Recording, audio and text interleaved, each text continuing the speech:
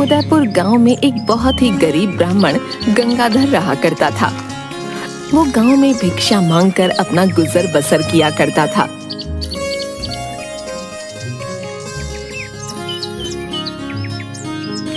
एक दिन वो कुछ बासी रोटियां लेकर अपनी झोपड़ी में आता है।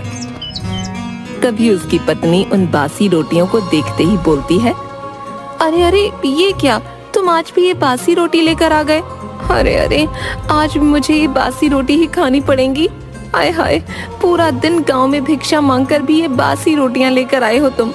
हे भगवान, न जाने वो कौन सा दिन होगा जब तुम भिक्षा में मेरे लिए कुछ अच्छा लेकर आओगे। अरे भाग्यवान, अब चुप हो जाओ। गांव वाले भिक्षा में जो भी मुझे देते हैं वो मैं तुम्हारे लिए ले आता हूँ। भाग्यवान, अब तुम ही बताओ मैं क्या करूँ? अरे चुप करो, तुम जब भी देखो बस यही बोलते हो। आखिर कब तक खाऊं मैं ये बासी रोटियां? देखो, अगर तुम कल सुबह भिक्षा में मेरे लिए कुछ अच्छा नहीं लाए तो अच्छा नहीं होगा। हाँ, बता देती हूँ। बेचारा गंगाधर अपनी पत्नी की ऐसी बातें सुनकर बहुत दुखी हो जाता है।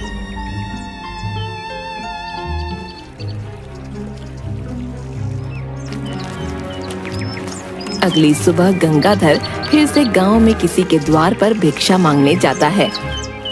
अरे कोई है, भिक्षा दे दो, भिक्षा दे दो, मुझ गरीब ब्राह्मण को भिक्षा दो। तभी एक बुढ़िया अपनी झोपड़ी से निकलकर उसके सामने आती है। अरे कौन हो तुम? देखने से तो भिक्षु नजर आ रहे हो, लेकिन मैं तुम्हें क्या दे सकती हूँ भला? मेरे घर में तो बस कुछ चावल के दाने ही हैं बेटा, उसमें तो तुम्हारा पेट भी नहीं भरेगा।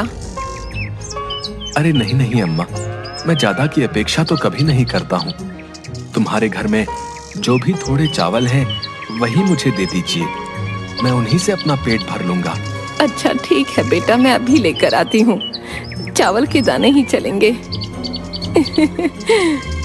जिसके बाद चावल के दाने लाकर गंगाधर को देती है। बहुत बहुत धन्यवाद अम्मा। अच्छा, अब मैं चलता हूँ। मेरी पत्नी मेरी राह देख रही होगी। आज तो मैं अपनी पत्नी को ये चावल ले जाकर दूंगा। बेचारी बासी रोटी खा खा कर ऊब गई है, आज तो खुश हो जाएगी। गंगाधर इसके बाद अपनी झोपड़ी में जाता है।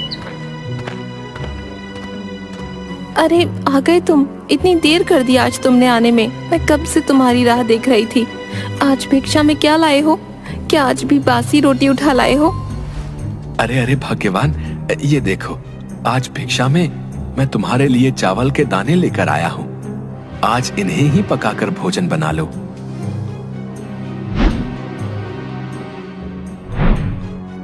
अरे सिर्फ ये थोड़े से चावल के दाने? अरे इतने में क्या होगा? तुम्हें तो गांव में भिक्षा भी मांगनी नहीं आती। जो कोई भिक्षा में जो भी देता है उसे ही लेकर आ जाते हो। इस गांव में तुम्हारी तरह और भी भिक्षु हैं, खूब झोली भर भर कर भिक्षा लाते हैं, और एक तुम हो, लेकिन तुम्हें तो कुछ कहना ही बेकार है।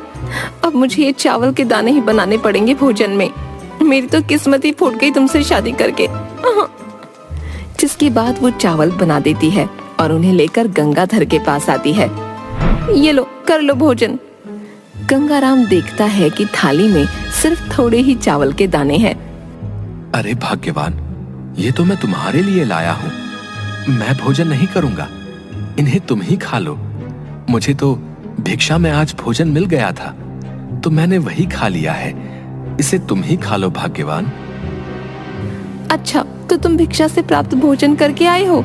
वाह वाह, खुद भोजन करके आए हो और मेरे लिए थोड़े से ही चावल के दाने लाए हो। न जाने कब वो दिन आएगा जब आप मेरे लिए कुछ अच्छा सा और बहुत सारा भोजन लेकर आएंगे। हाँ, अब आपको कहाँ आवश्यकता होगी इस भोजन की? खैर जाने दीजिए, अब मैं ही नहीं खा लेती हूँ। जिसके बाद वो थाली के सारे चावल खा लेती है। गंगाधर चुपचाप खड़ा उसे देखता रहता है। थोड़ी देर बाद गंगाधर फिर से गांव की तरफ भिक्षा मांगने निकलता है और फिर से उस बूढ़ी अम्मा के द्वार पर भिक्षा मांगने जाता है।